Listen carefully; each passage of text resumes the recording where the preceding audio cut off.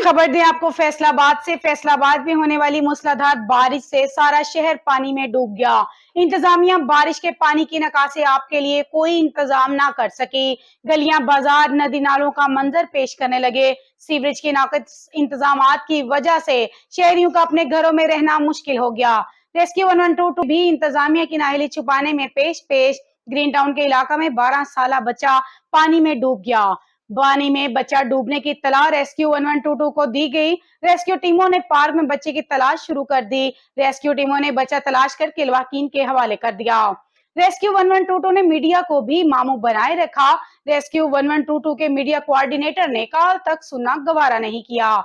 एक बार फिर आपको अपडेट करते चलें। फैसलाबाद में होने वाली मूसलाधार बारिश से सारा शहर पानी में डूब गया। इंतजामिया बारिश के पानी की निकासी आपके लिए कोई इंतजाम ना कर सकी। गलियां, बाजार, नदी नालों का मंजर पेश करने लगे। सीवरेज के नाक़िस इंतजामात की वजह से शहरियों का अपने घरों में रहना मुश्किल हो गया।